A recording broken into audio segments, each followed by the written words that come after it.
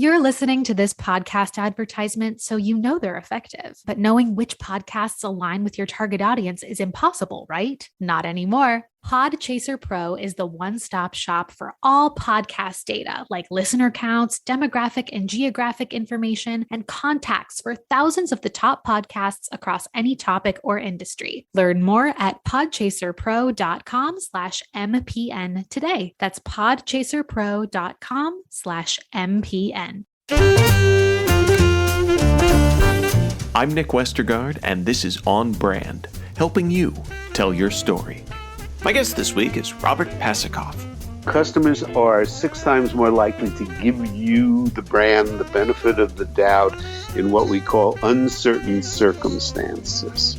It means that when something goes wrong, there is an emotional backfill, and some of it is a rationalization as well. We acknowledge, but people are just not willing to walk away from the brand as bad as things get. Robert Passikoff is a thought leader who has pioneered work in loyalty and emotional brand engagement, creating the Customer Loyalty Index, the Loyalty Leaders List, and the Sports Fan and Fashion Brand Indices. He's the founder and president of Brand Keys and author of Predicting Market Success, The Certainty Principle, and the upcoming book, Loyalty Ain't What It Used to Be. New York University's Communication School declared Dr. Passikoff the most quoted brand consultant in the United States, and he is our guest this week on the On Brand podcast. Robert, welcome to On Brand. Nick, it is my pleasure.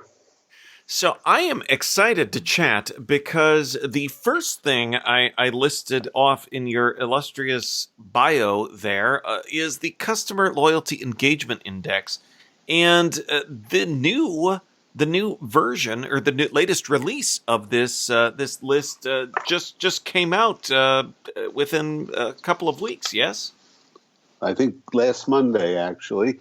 And yeah, it's our 25th annual survey. So tell folks, give the elevator pitch for what we're looking at with the Customer Loyalty Engagement Index. We started doing the index the 25 years ago because we recognized how important loyalty was going to be to brand development and brand profitability in the coming years. We added engagement to the title and to the analytics because the decision process regarding brands has become far more emotional than it is rational, and we wanted to be able to account for that in terms of how people behave toward brands. That's interesting because that's beyond just setting up what the index is for our audience. I wanted to tease some of that out about the name because it is interesting because we talk about customer loyalty all the time. We talk about engagement, but combining them and I like that you mentioned beyond just the name, the analytics. So what kinds of things does it look at, or what are some of the, I don't want to say the contrasts between loyalty and engagement, maybe the complements, the extensions, the interactions of those two? It's gotten pretty complex if you really do a deep dive into what loyalty is about these days. Engagement, the way we talk about it, we talk about it as emotional engagement, is essentially how well does a brand meet the expectations of the consumer that they hold for a category. And the ability to be able to measure those expectations has to go well beyond just as many brands online and on sites, ask, have we exceeded your expectations? Because the truth is that most brands don't really have a fix on on what people expect. And we're seeing vast changes, vast chasms between what people desire and what brands are seen to deliver. So is there anything that, I feel like this is stark imagery, but when you've got these vast chasms, is there anything jumping out of what consumers are looking for that they're not getting from brands? Well, I think the answer is yes and no. I mean, some of it has to do with because the decision process is almost these days almost completely emotional rather than dependent on primacy of product, product attributes, service attributes, and things like that. The understanding that people want more than what is being delivered is an opening for brands to be able to do innovation, to look to areas that they need to research in order to understand why people are not seeing that they're delivering in a way that they best expect. I mean, I think that if you take a look, the COVID, God help us, COVID, we've got to deal with, we've been dealing with this for 2 years now. But it's the kind of thing that if you take a simple, something that people are used to and I think just generally you kind of accept, if you take a look at airlines, for example, safety and security was something that people were always concerned with. But generally speaking, the way that it kind of set itself up in the real world and in the rational thought process was you get on the plane takes off, the plane doesn't fall out of the sky, the plane lands relatively on time, and if no one sneaked the gun on, you were ahead of everything. I mean, that ultimately that was what security looked like. And now add COVID to the mix. And just stop and think about what's been going on airplanes. I mean, take a look at, that every day there's someone that's fighting about something, that there are fist fights, that people are attacking the in-plane staff. I mean, this comes from a lack of understanding of what people really expect, and maybe this is the larger example, the more raw example that I can give you. But the fact is that the expectation gap between what people want and what people see brands delivering exists, and the ability to be able to fulfill expectations, I'm going to say best, always identifies category leaders. I make that plural because you really start to get hard pressed on just meeting expectations as a yardstick for loyalty. Amazon does real well. Walmart.com does real well. There are nuanced differences between who ranks number one and who ranks number two. Generally speaking, the correlations that we see are very, very high in terms of how people are evaluating brands as meeting their expectations against the things that drive behavior in a category. I apologize for blathering on. No, not at all. It's incredibly fascinating. You brought up COVID and customer engagement. Certainly, I like you said, it seems impossible to talk about it. I'm sure at some point in history this will become, a thing in our past. But it's sort of all encompassing. Right now, but I think it's a real concern for for brands, but you have some interesting data in the index about some of the benefit of the doubt extended towards brands. Would you talk a little bit about that? It's part of the rule of six that we've identified. What we know is that loyal customers, the higher the level of emotional engagement that a customer has for a brand, they are going to be 6 times more likely to do very good things for the brand.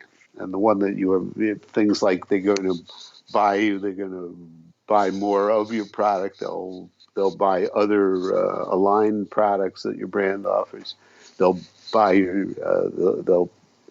stock in publicly traded companies. But the one that I love the best, because it proves itself out all the time, is that customers are 6 times more likely to give you, the brand, the benefit of the doubt in what we call uncertain circumstances. It means that when something goes wrong, there is an emotional backfill, and some of it is a rationalization as well. We acknowledge, but people are just not willing to walk away from the brand as bad as things get. The best example I can give, partly because it just timed out in terms of the rule of 6, was Chipotle years ago when they had the salmonella issue. I mean, this is an issue of this comes down to what is it you expect? And I just wrote something for someone where I go, the thing is brands really understand what people don't expect. Because people don't expect to go into a Mexican themed, quick serve restaurant and eat food and get sick. Now, I'm not making light of it, but no one does that. You don't expect that to happen. So when it did happen, it was something bad. It wasn't just, not that one person would be okay, but it was many hundreds of people that got sick. Now you would think, you would turn around and go, well, I went in, I got sick, I'm not going back there. But people did. And they did it after the second series of food poisoning, and the third, and the fourth, and the fifth, and the 6th.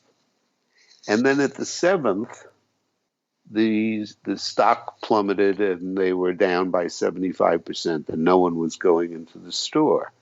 One of the things we talk about loyalty as a 21st century paradigm is loyalty doesn't mean you're just going to be with this company forever. You're not. But your well of forgiveness, if you will, isn't bottomless, but it's pretty deep, and therefore, when an airplane brand, we saw this actually. I think Delta is a good example because they were and have been ranked, generally in the top 3 brands in terms of loyalty for years now. I think they're number 1 this year. That while brands were struggling to figure out what to do about COVID and how to handle things, because there was no handbook, the brand handbook of COVID out there, people who were loyal were willing to give them the benefit of the doubt. They didn't totally walk away. And you see that all the time. On Brand, we'll be right back after this. You're listening to this podcast advertisement, so you know they're effective. But knowing which podcasts align with your target audience is impossible, right? Not anymore. Podchaser Pro is the one-stop shop for all podcast data like listener counts, demographic and geographic information, and contacts for thousands of the top podcasts across any topic or industry. Learn more at podchaserpro.com/MPN today. That's podchaserpro.com/MPN. This podcast is coming to you on MPN, the Marketing Podcast Network. There's another show on MPN you might enjoy as well. I'm Jason Falls, host of Winfluence, the Influence Marketing Podcast. Each episode, we talk to brand managers, agency strategists, industry thought leaders, and the influencers themselves about the latest ideas in influence marketing. It'll make your marketing that much smarter.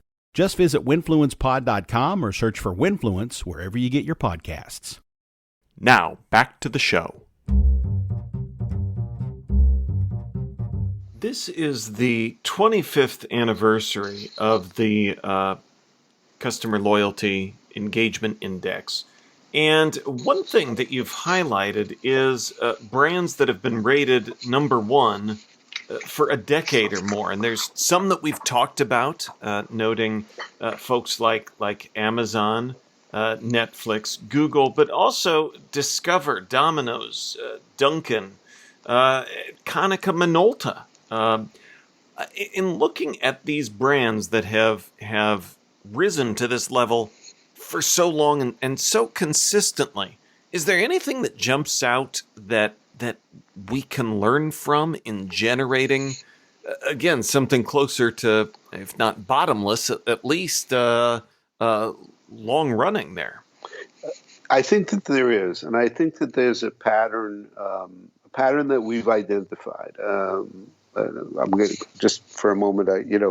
It was Winston Churchill who said, the farther back you're able to look, the farther forward you're able to see.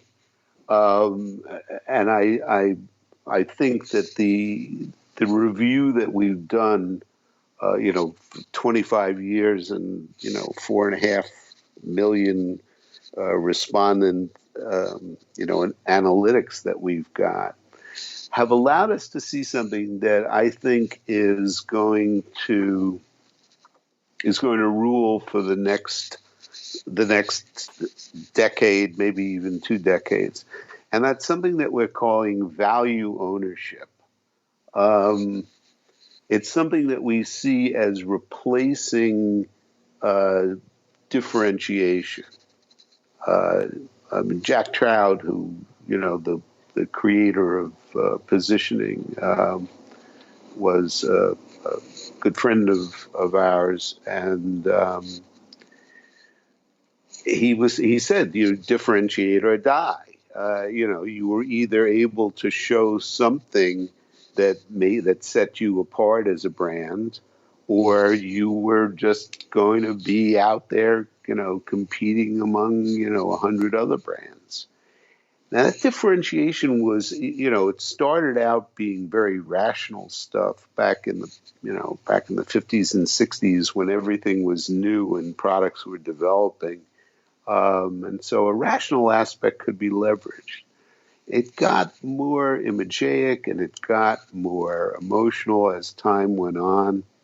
But now there's real difficulty in being able to say, why is this brand doing better than another? And when we do the analytics for brands like a Discover, like Hyundai, like Home Depot, to mention some of the brands that have been number one in their category for decades, it all has to do with their ability to own a particular value. Our metrics correlate very, very highly with how consumers behave positively toward a brand, and I guess axiomatically, if I behave better toward this brand, and so do a million other people, the brand ought to do better, assuming no egregious, mismanagement. But what we're seeing is that everyone, in the same way that they learned about satisfaction, in the 80s, the satisfaction movements and the ISO 9000s and re-engineering and things like that, is that a lot of people are pretty much doing good jobs in product delivery and such. But now the customers are looking for brands that own a particular value. I mean, I said, I think I commented before, you've got Amazon and you've got Walmart.com, and they both do what they do in terms of online retail. But Amazon always does better. And the reason for it is that Amazon owns the value of immediate gratification. It isn't that there aren't online retailers that can deliver overnight, because the expectation, by the way, has gotten to the point where you expect it overnight. It isn't that these people are doing immediate returns for you. Everyone's doing that. And those become process and rational aspects. But the sense that I am immediately gratified because I go through Amazon is a value that another brand can't beat. I mean, we see it with Hyundai. Did it years ago by during the recession, when they turned around. I say it's altruism, but they turned around, and what was the biggest worry that people had when they lost their jobs and they had no money and the banks were going bust? And the answer was, I'm going to lose my car. And Hyundai turned around and went, you know what? Don't worry about it. You can't pay. Don't worry. You want to bring the car back? Bring the car back. We're not going to go after you. It's interesting in thinking about long-term loyalty, engagement, and also the brand, because specific to your last point, there's lots of places where you can get what Amazon, what any of these folks do, but the way in which they do it and the way they, again, this is where there's some sort of line, and maybe it's less visible than I think of, where the brand that they're building comes into play, because it's really hard when they have flipped the dynamic and kind of created their own, I don't want to say their own category, but within that they almost have, or that's what they've built their brand around. Again, I feel like I'm chasing my tail trying to describe what's happening. You're right on. I mean, this the issue about loyalty and expectation and emotion. There's a certain Moebius strip sense to it, but you're dead on, Nick, because it may not be another category, but what it is an ownership of value, and not price value, an emotional value, a sense of who the brand really is. I mean, not to presume anything, but I've listened to what some of the stuff that you've had out there. We're like big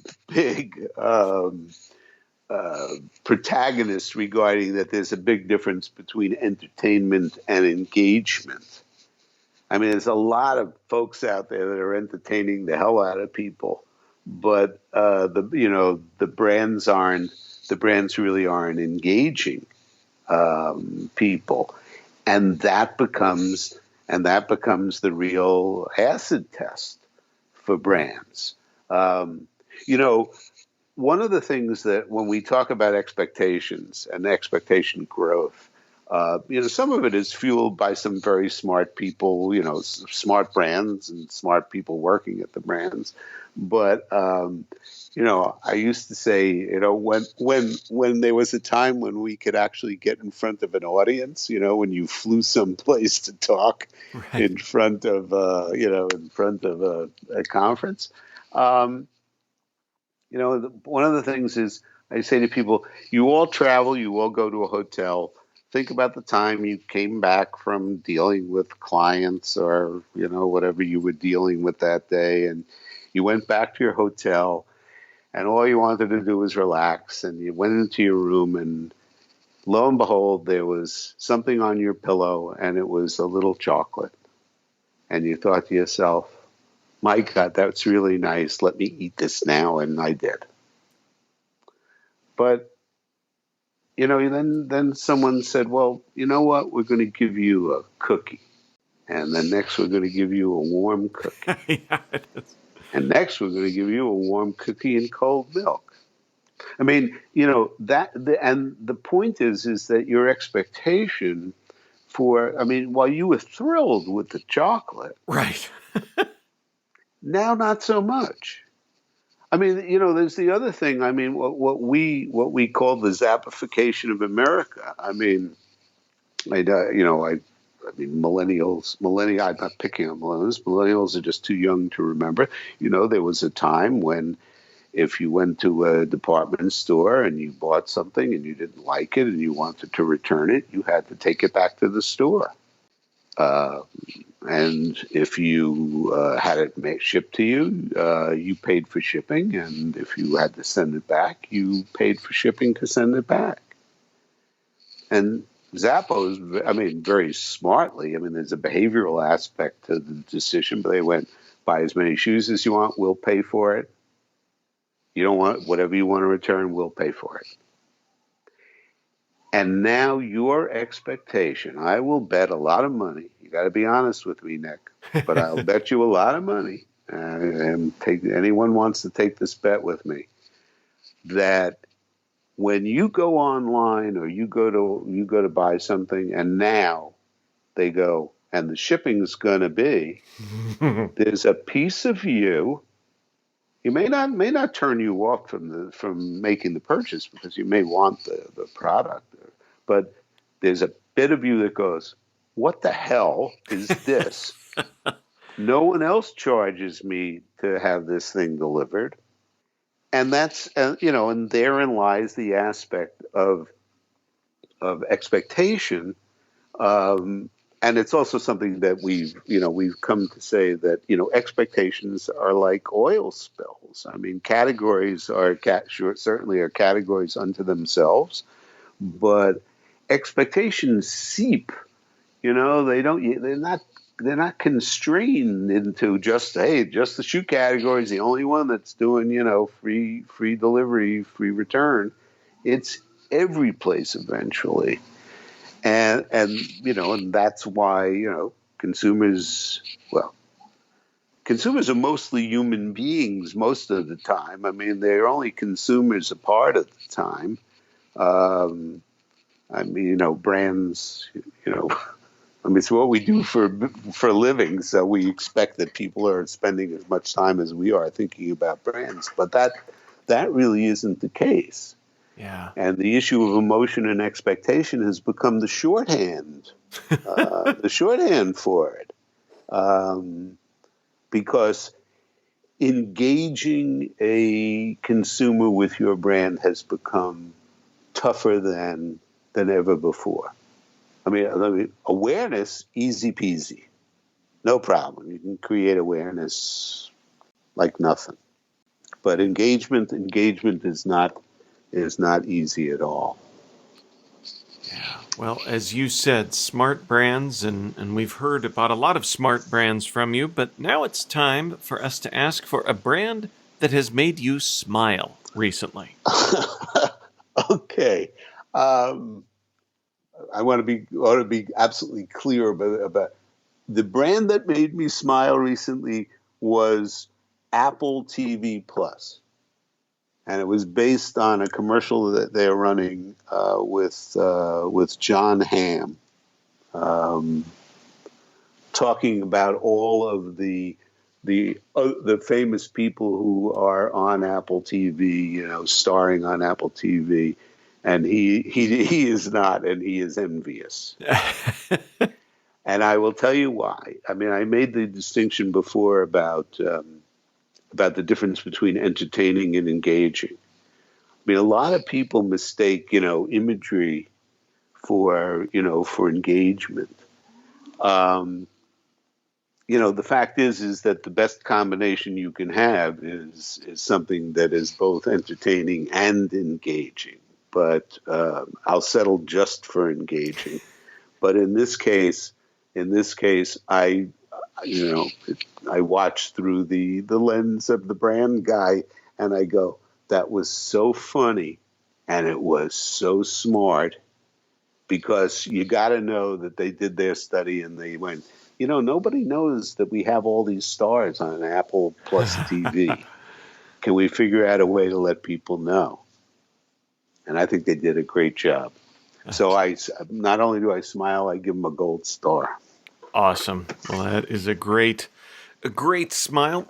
Robert, where can we send folks to learn more about the index and your other findings? We are online at brandkeys, brandkeys.com. And if you reach out on the contact sheet, we can put you on our brand keynote list. We send out findings of studies and some thought pieces a couple times a month. That's where we are. That's where we've been.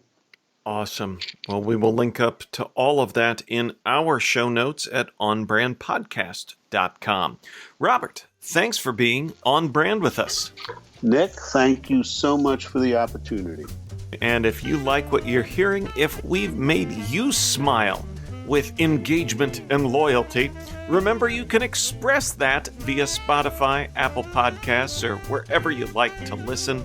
Until next week, I'm Nick Westergaard, and I'll see you on the internet.